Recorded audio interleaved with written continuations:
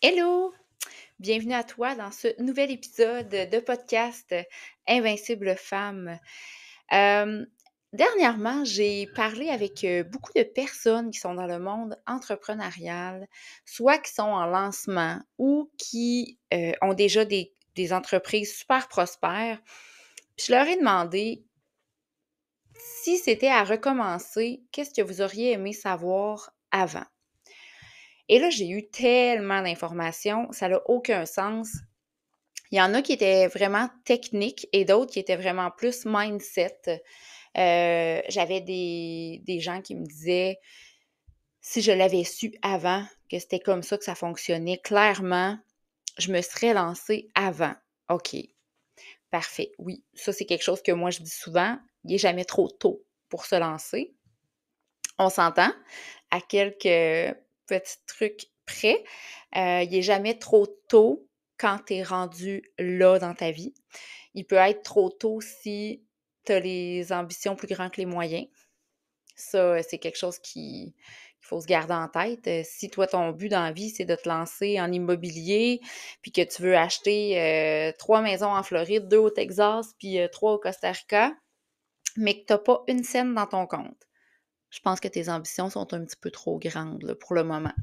Fait que c'est important de bien fixer c'est quoi nos objectifs, puis notre entreprise, c'est quoi qu'on veut qu'elle soit. C'est où qu'on veut l'apporter. Fait qu'aujourd'hui, dans l'épisode, j'ai envie qu'on parle des choses que peut-être vous savez déjà ou que vous devriez savoir avant.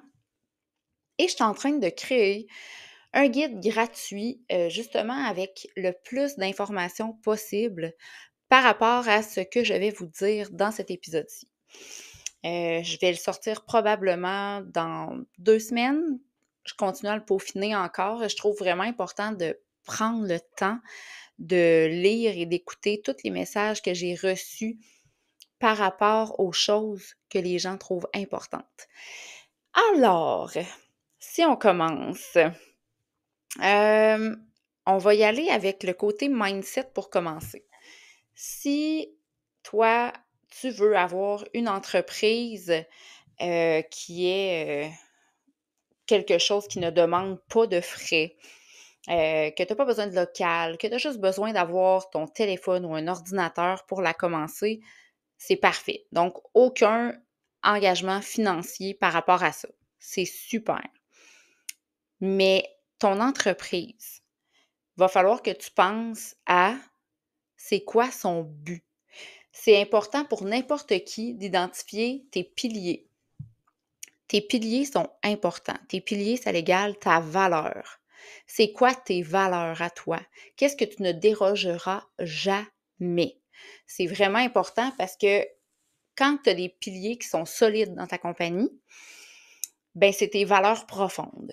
Fait que si tu les respectes, tu ne peux pas échouer parce que tes valeurs représentent la personne que tu es. Donc, si tu es une bonne personne, tu vas avoir des bonnes valeurs, tes piliers vont être solides et tu n'auras pas envie de passer par-dessus un pilier pour dire ah, c'est pas grave, ça me dérange pas, je reviendrai plus tard sur ce pilier-là. Non, c'est super important.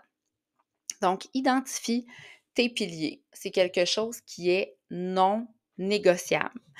Fait que avoir vraiment une vision claire, c'est important de savoir c'est quoi tu veux accomplir. Tu peux même en écrire des objectifs par rapport à ta vision.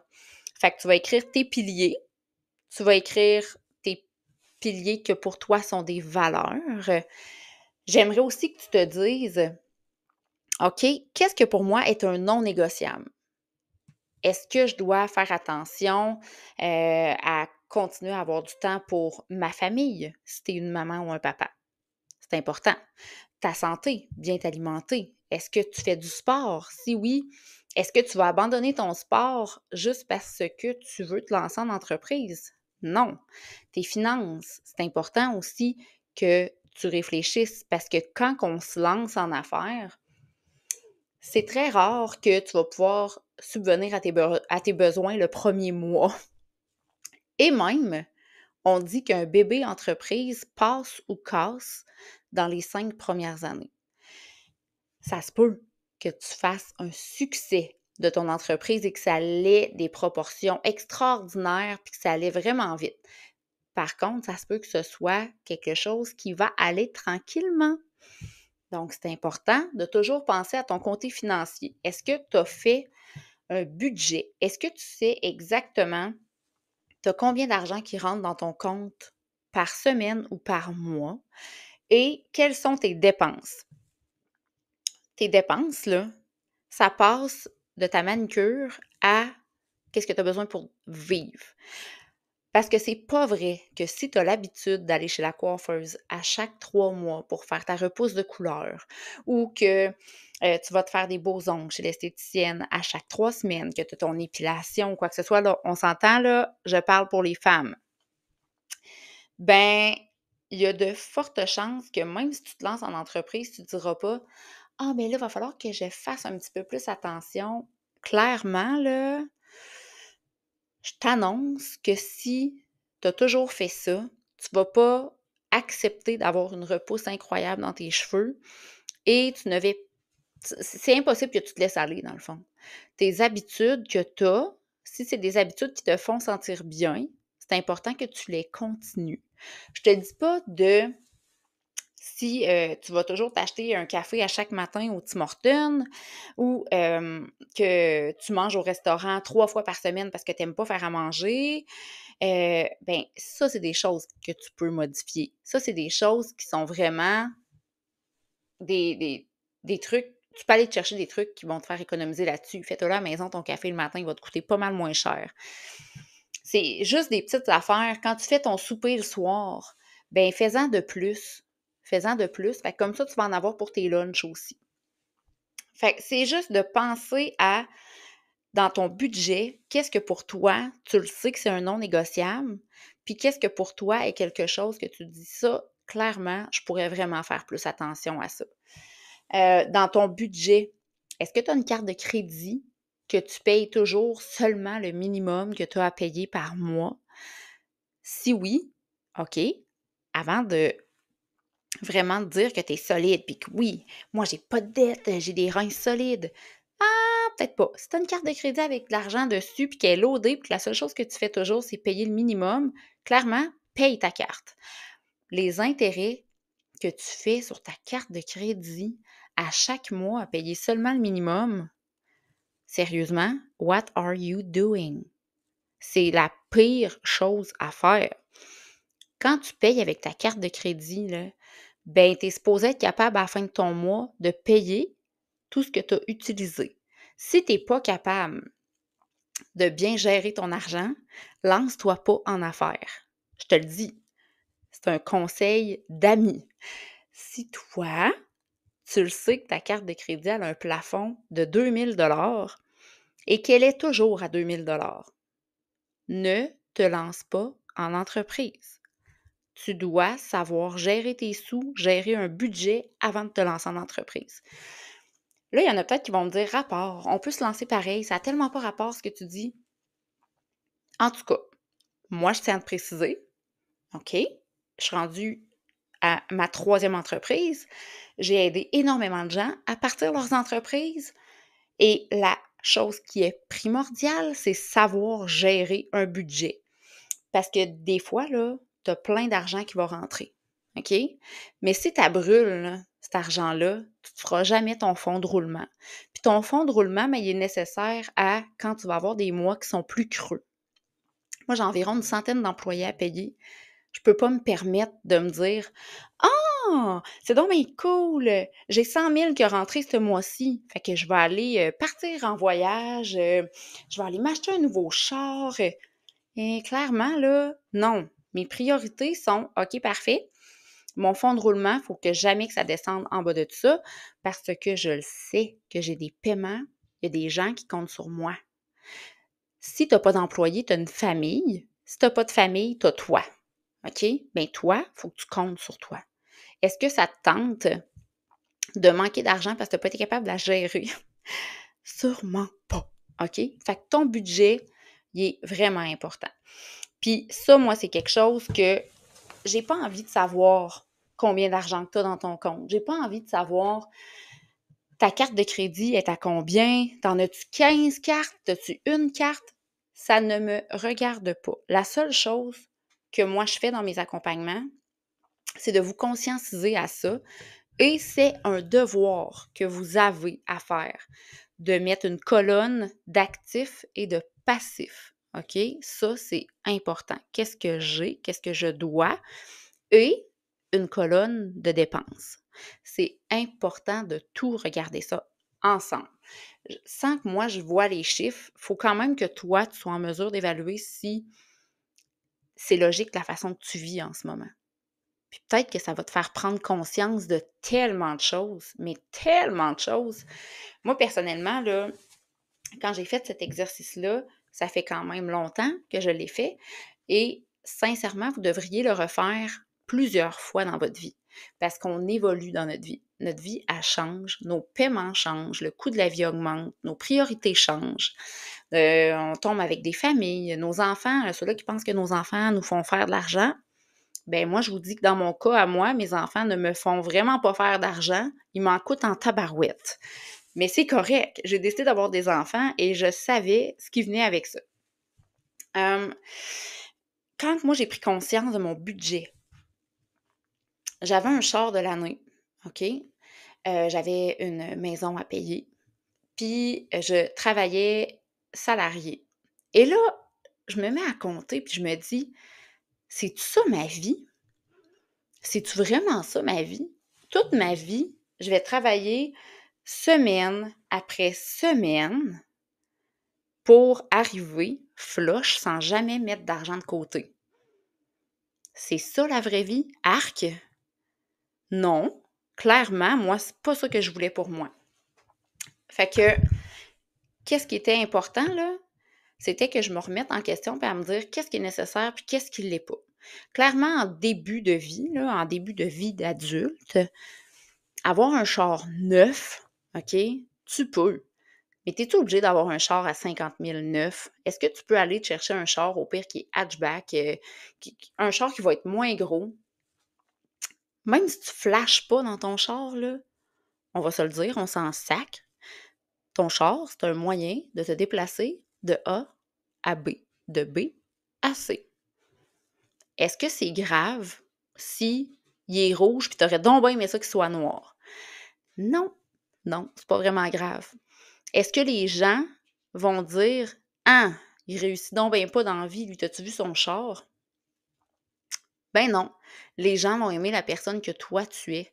Puis ce que tu dégages est 1000 fois plus fort que tes avoirs. Si toi, tu te fais confiance puis que tu t'aimes, OK? Que tu t'aimes, oui, tu as bien compris.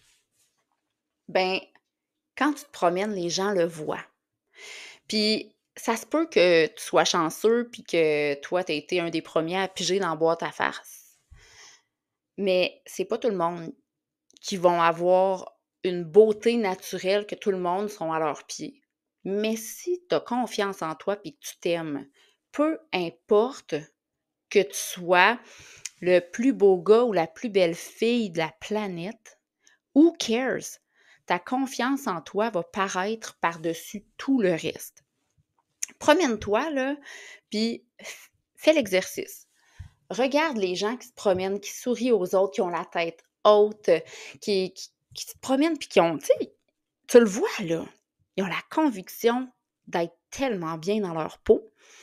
Puis tu as les autres qui sont là, qui marchent, puis là, ils vont se rentrer le ventre ou ils vont avoir la tête penchée un petit peu. Tu le vois tout de suite. Même si la personne qui se promène la tête penchée, puis qu'elle se sent donc bien mal, puis elle a plein de complexes, est plus belle physiquement, OK, que la personne qui va se tenir droite, qui a confiance, qui va sourire, qui va montrer que les autres personnes sont intéressantes, tu vas aller vraiment plus vers la personne qui dégage. Tu n'iras pas vers l'autre, même si elle est donc bien plus belle, l'autre. Fait que c'est important d'avoir une carrure, d'avoir une paire d'épaules, là, que, tu sais, quand je ne sais pas comment le dire, là, tu te ressens, là. C'est quelque chose que toi, tu sais que tu incarnes et que les autres le ressentent. C'est vraiment important. OK? Fait que Dans le fond, cette petite parenthèse-là de comment tu t'aimes, c'était pour définir que tu as pas besoin d'avoir des perles, des diamants, de l'or, un char à 100 000, puis une maison qui te coûte beaucoup trop cher pour réussir dans la vie. Clairement, tu fais juste te tirer dans le pied. OK? Peut-être qu'un jour, tu vas avoir les moyens pour avoir toutes ces belles choses-là. Puis sais-tu quoi? Je te le souhaite vraiment beaucoup, là. Je te le souhaite, mais je te le souhaite. Moi, j'aurais jamais pensé être rendue ce que je suis rendue maintenant quand j'avais 25 ans. Jamais. J'étais au stade que je travaillais pour payer mes choses. Je devais regarder si j'étais capable d'aller manger au restaurant avec mes amis. C'était pas cool. Oui, oui, j'ai bien dit le mot cool. Ce n'était pas cool. Ah, ben là, non, à soir, je viendrai pas. Hey, on irait faire telle activité. Hey, on s'en va se payer un trip à Montréal. On couche à. Ah, non, je penserais pas. On va se reprendre. Ben, j'en ai plus de ces petits problèmes-là. Là. C'est terminé. Là. Si j'ai envie de faire quelque chose, je vais le faire. Mais on s'entend. J'ai encore des choses que je vais toujours me questionner. Est-ce que c'est quelque chose qui va me faire plaisir pendant 15 minutes ou c'est quelque chose qui va me faire plaisir sur du long terme? Si c'est sur du long terme, je vais le faire. Si c'est quelque chose que 15 minutes après, I don't care, je vais pas le faire. Ça, on appelle ça mettre ses priorités aux bonnes places. Il y a plein de choses qu'on peut se laisser tenter maintenant avec les internets. On voit tellement de choses passer, le Amazon de ce monde. Toutes les choses qu'on voit, les réseaux sociaux, là, c'est une attaque visuelle de voici ce qui te manque dans ta vie. Mais te le manque-tu vraiment? Sincèrement, combien de fois qu'on se fait avoir à acheter des choses qui ne nous servent pas? C'est fou. Est-ce que tu as besoin d'avoir un garde-robe avec 30 robes, 40 camisoles, des sports, des chics? T'as pas besoin d'avoir autant de choses que ça. Personnellement, là, je pense que trouve quelqu'un ou une compagnie, une designer que t'aimes, qui est abordable, OK? Puis, ben, encourage-la donc. Fait que comme ça, là, tu vas encourager quelqu'un qui travaille ici, qui fait faire ses choses ici et qui les pense ici.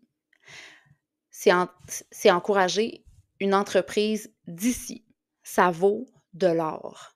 À place d'acheter ton maquillage sur chaîne, est-ce que tu sais c'est quoi qu'il y a dans ton maquillage? Non. Ça me surprendrait que ce soit toutes des choses naturelles. Ben, je suis persuadée que tu as plein de compagnies au Québec qui font du maquillage qui est bon pour toi.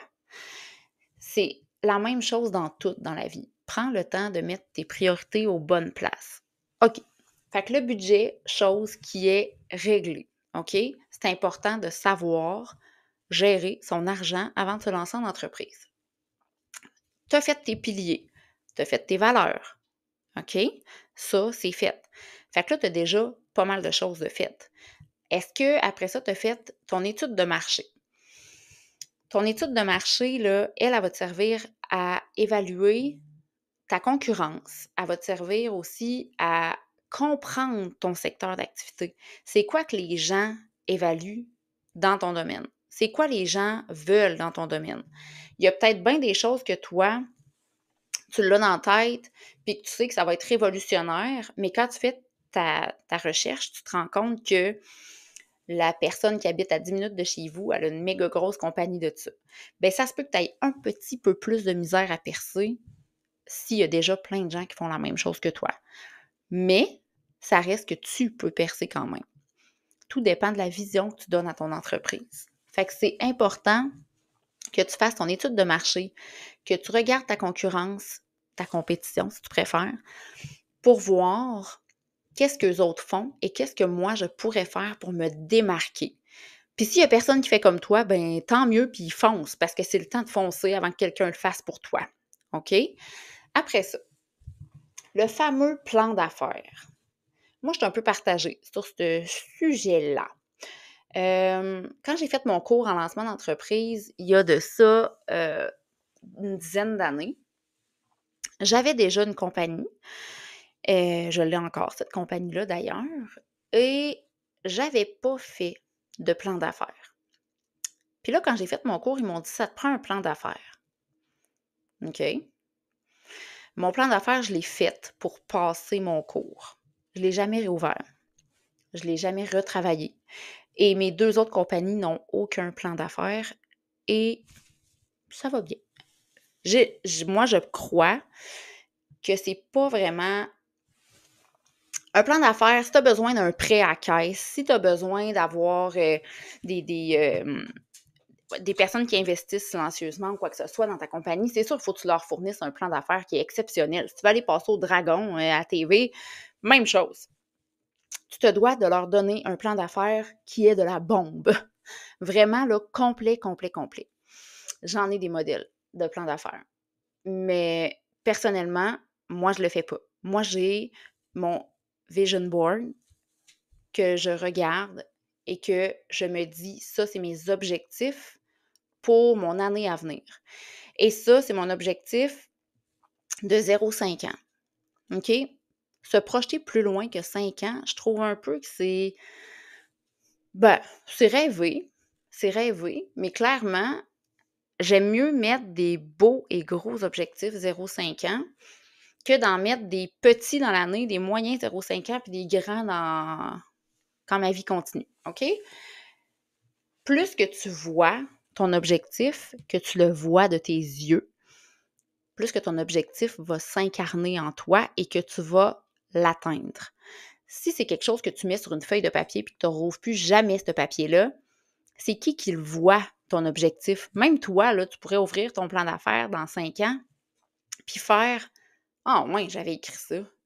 Ah, j'étais donc bien bizarre. » Ça se peut. Ça se peut que tu dises « Ah, j'avais cette vision-là, crif, OK, ça, je l'avais mis dans 5 à 10 ans. Je l'ai faite la première année. » Fait que, tu sais, c'est bien mieux d'avoir quelque chose que tu peux voir. Fais-toi un vision board, accroche-le à quelque part que tu peux voir souvent, puis dis-le. Dis-le à voix haute.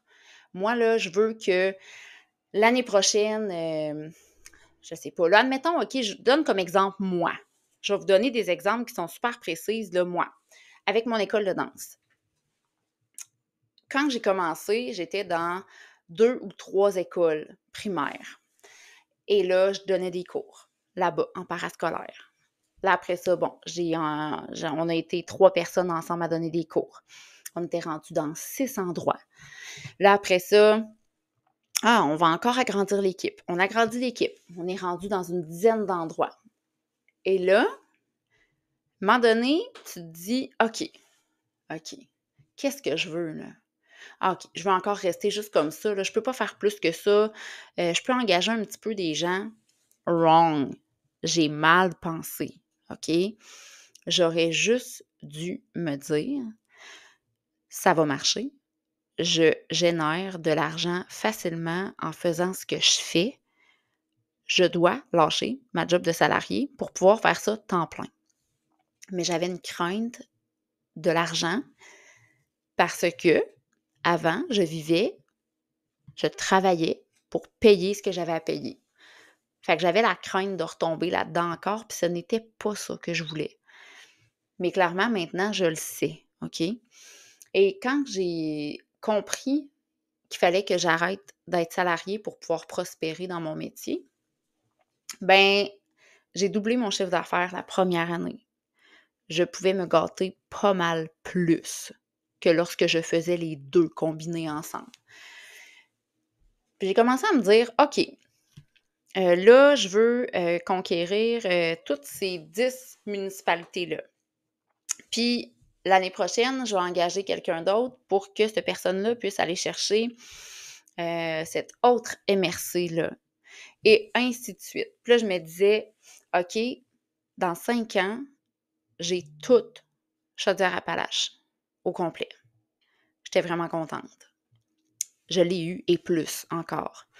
Maintenant, là, j'en ai tellement. J'ai 5 commissions scolaires. J'ai des MRC à n'en plus finir. J'ai une équipe d'environ 100 employés et plus. C'est merveilleux. C'est vraiment merveilleux, pour de vrai. Mais si je ne m'étais pas dit dans mon vision board, je veux avoir ça. C'est important d'être précis. Parce que si c'est très, très vague ce que tu dis, ben probablement que tu vas te contenter de peu. Tu vas te dire: «Ah, mais tu sais, c'était vague. Dans le fond, ça voulait peut-être dire ça». Non, sois précis dans ce que tu demandes et dans ce que tu veux et mets les actions pour y arriver. Tu es capable, tu es capable. Dans la vie, tu échoues si tu abandonnes. Quand tu crois à tes choses puis que tu continues de foncer, peu importe les obstacles, tu vas réussir. Fait qu'est-ce qu'un plan d'affaires est nécessaire? Ça dépend, hein? Si tu veux avoir des investisseurs, un partenaire d'affaires, un financement, des prêts, ben là, oui, fais-en un. Puis sinon, ben moi, je te conseille fortement un vision board avec ton personnel, professionnel, familial. Tu vas vraiment aller chercher plein de sphères de ta vie, puis tu vas mettre tout ça dans ton vision board et c'est ça que moi, je veux que tu focuses dessus. Après ça, est-ce que tu as regardé si tu avais les compétences entrepreneuriales de ce que tu veux faire? Parce que c'est bien beau si tu te dis que toi, tu veux te partir une compagnie de camions de 10 roues, de remorquage. Est-ce que tu as déjà chauffé un 10 roues? Puis est-ce que tu as ton permis pour chauffer ça? Non? Excuse. OK. Comment tu voulais partir ta compagnie déjà si tu connais rien là-dedans? Clairement, il y en a beaucoup qui disent fonce, même si tu connais pas ça, tu apprendras sur le tas. Ça dépend pourquoi, gang. Ça dépend pourquoi. Je suis d'accord avec cette phrase-là, mais pas dans toutes les sphères.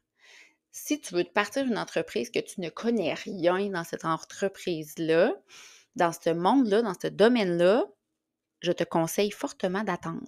Va l'essayer avant, premièrement, voir si tu aimes ça, OK? Puis va voir si c'est quelque chose qui est rentable. J'arrête ça là, OK? J'arrête ça là.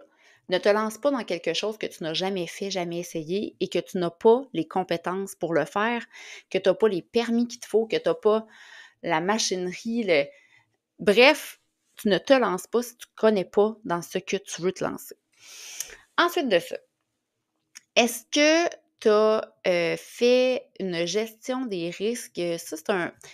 Quand on dit une gestion des risques, c'est d'identifier c'est quoi les risques qui sont potentiels à ton entreprise, puis est-ce que tu as développé des stratégies pour gérer ça? Il y en a beaucoup qui disent va surfer ta vague, puis quand il y aura un problème, ben, tu le géreras. Mais c'est important quand même d'identifier des problèmes qui peuvent survenir. Le mot ne voulait pas sortir. Fait que d'identifier ces problèmes-là, que tu le sais qui risquent d'arriver, et de déjà avoir un plan d'action. Si ça arrive, c'est quoi il va falloir que je fasse? Fait qu'en ayant déjà ton plan d'action, tu ne laisseras même pas arriver ton problème parce que tu vas le voir arriver, puis tu vas déjà y mettre un stop, puis tu vas déjà pouvoir affronter ton problème. Fait que ça, c'est important de développer des stratégies pour les risques que tu sais qui peuvent être liés à votre domaine d'expertise que vous voulez aller faire. Ça peut être au niveau de les règlements, des plans d'urgence, des finances. Bref, ça peut être dans plein de choses. Après ça, est-ce que tu as la mentalité entrepreneuriale? Est-ce que tu as une mentalité qui est forte, qui est à toute épreuve? Parce que avoir une mentalité entrepreneuriale, ça te prend de la persévérance, ça te prend de la résilience, la volonté d'apprendre et de s'adapter, parce qu'on apprend à tous les jours. Puis des fois, il y a des choses que c'est important de s'adapter à ça. OK? Puis il faut que tu ailles. En fait, pas faut que tu ailles, faut que tu sois positif face aux défis qui vont arriver en avant de toi. Il y a, il y a plein de personnes qui sont comme moi, qui sont hop, la vie, il y a un défi, c'est pas grave, chaque problème a sa solution, puis on va le trouver, puis c'est pas grave. C'est pas grave. Si ça arrive, c'est parce que ça devait arriver. Moi, c'est comme ça que j'entreprends les problèmes dans la vie. Je trouve ça important de voir que chaque chose qui arrive, c'est pour une raison. On le vit, même si c'est pas le fun, on le vit, OK? Puis on trouve la solution. Mais si toi, tu es plus du genre à toujours être déçu, toujours être triste, fâché quand il y a un problème qui survient, un défi, quand quelqu'un te parle, que tu n'es pas capable de prendre la critique, que tout ce que tu vois, que tu es en train de lire, tu n'es pas capable de le lire avec un sourire, que tu penses toujours que quand les gens te parlent, ils sont fâchés, OK? Ça te fait voir les choses noires, puis ça ne te fait pas avancer. C'est vraiment important que tu travailles ça. Si tu as envie de te lancer en entreprise, tu dois être fort mentalement. Si tu ne l'es pas, travaille-le avant de te lancer. C'est important parce que tu ne peux pas faire plaisir à tout le monde dans la vie. Ça, je ne te l'annonce pas, tu le sais. Mais les personnes qui ne seront pas contents de toi, puis qui vont avoir des reproches à te faire, il ne faut pas que tu les laisses t'atteindre. Si tu es capable de passer par-dessus ces reproches-là et de leur dire un grand merci en ayant le sourire, tu vas avancer griffement plus vite dans ta vie. Il fallait dire un gros mot. Bref, c'est ça. Sois d'une force de caractère à tout casser pour réussir à prendre la critique et la transformer en constructif si nécessaire et en who cares si nécessaire. OK? Il y a plein de fois que j'ai écouté des gens qui me faisaient des conseils constructifs selon eux, m'en bitchant un petit peu à travers ça. Puis que je leur disais, ben oui, hey, merci beaucoup, beaucoup, beaucoup, je l'apprécie. Merci, je vais le prendre en note. Dans ma tête, je me dis, c'est beau, merci, on peut-tu raccrocher? Mais ça, les personnes ne le sauront jamais parce que je leur ferai même pas sentir, même si dans ma tête, ce qu'ils sont en train de me dire, ça me passe 10 pieds par-dessus parce que soit que je l'ai déjà essayé, OK, puis que ça n'a pas marché, ou ce qu'ils me disent, c'est bénéfique seulement pour leur nombril à eux puis pas pour la majorité, je ne le prends pas en considération. Je ne le prends pas en considération. Si je le prends en considération, c'est soit parce qu'ils ont identifié un problème que je peux résoudre, OK? Ou qu'ils m'apportent une piste de solution que je n'avais pas envisagée encore. Ça, c'est intéressant en tabarouette. Servir le plus grand nombre, là, moi, je pense que c'est ce qui m'allume le plus. Fait que si la personne, elle m'arrive avec son petit nombril, sincèrement, là, m'en sac. J'en prendrai même pas compte. Je vais juste dire merci. OK? Puis la personne, elle va penser, elle, là, qu'elle a fait quelque chose de donc bien exceptionnel pour mon entreprise. C'est correct. Ça ne me dérange pas qu'elle pense. Ça ne me dérange pas. Quelqu'un va me dire, voyons, tu travailles mal, nanana, tu fais ci, tu fais ci, tu fais ça, ça n'a pas rapport. Ben merci. Merci de vos commentaires, je l'apprécie énormément. Sincèrement, là, moi, je le sais que je travaille bien. Il n'y a personne qui peut m'enlever ça. C'est ancré à l'intérieur de moi. Je le sais que je fais un travail exceptionnel. Quand je fais quelque chose, je ne le fais pas à moitié, je le fais de tout mon être et de tout mon cœur. Si je fais quelque chose que mon cœur n'est pas dedans, vous allez le sentir, vous allez le voir, ça ne sera pas moi, ça va être mal fait, ça va être bafoué pour de vrai. Là. Ça ne sera vraiment pas bien. Mais ça, c'est la mentalité entrepreneuriale. C'est important de savoir accepter les choses qui ne nous font pas plaisir. OK? Super important. Fait que c'est ça. Là, j'y vais avec ça pour là. Pour aujourd'hui, c'est assez. Admettons qu'on dit que c'est qu'est-ce qu'on va retrouver dans le premier guide gratuit. Mais les points sont mieux expliqués, sont plus détaillés. Je vais peut-être même y mettre des exemples non identifiés, OK, par des personnes que j'ai déjà aidées ou même de moi-même que j'ai déjà vécu. En étant en entrepreneuriat depuis maintenant 12 ans, je peux vous dire que des choses, j'en ai vues et j'en ai vécu et j'en ai traversé. Je n'ai pas step back, j'ai pas reculé quand j'avais un défi. Je les ai affrontés puis je les ai surmontés. Fait que dans mon guide gratuit, vous allez tellement voir des notions qui vont être importantes pour vous. Le lancement d'entreprise va être regardé à 360 degrés. Puis je veux en travailler d'autres outils gratuits aussi pour vous sur les entreprises de services plus spécifiques, les entreprises de produits. Fait que vraiment faire 2 mondes différents. Des entreprises de services avec équipe obligatoire pour commencer parce que sinon notre idée ne fonctionne pas, ou des entreprises de produits qui ont besoin d'un local versus d'autres qui n'en ont pas de besoin. Fait que c'est toutes des choses que je veux aller décortiquer adéquatement.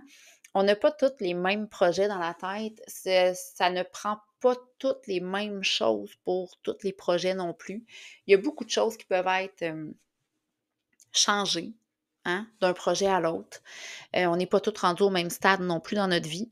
Fait que moi, quand j'aborde un nouveau projet avec quelqu'un qui vient m'en parler, ben j'ai toujours des questions de base que je vais lui poser pour vraiment m'aligner avec il en est où? Il est rendu où? Puis il veut s'en aller où avec ça, là? C'est quoi son but pour la première année? Puis quand il pense à plus tard, là, admettons dans 5 ans, c'est où qu'il veut être, là? Tu sais, dans 2, 3, 4, 5 ans. OK, dans le fond, toi, c'est ça ton but. Parfait. Et là, je peux avancer. OK? Fait que j'espère que l'épisode elle vous a plu. Je pensais faire comme un 15 minutes. Finalement, je suis rendue à 40 minutes. Fait que, en tout cas, moi, j'ai vraiment aimé ça, faire ça, cet épisode-là aujourd'hui. Moi, parler entrepreneuriat, lancement d'entreprise, ça me passionne. J'aime tellement ça. Fait que, bref, je vous souhaite à tous une magnifique journée. Si vous avez des questions, n'hésitez pas à m'écrire par Instagram, par Facebook, en message privé, n'importe quoi. Ça va me faire plaisir de vous répondre. Puis sincèrement, tu sais, gênez-vous pas, là. Je parle à tout le monde. Je suis quelqu'un qui a un extrêmement grand cœur et qui adore partager ses connaissances. Fait que si vous avez envie de piquer une jasette, de me dire un coucou, de me poser des petites questions, ça va me faire plaisir. Fait que je vous souhaite à tous une magnifique journée et au plaisir. Bye!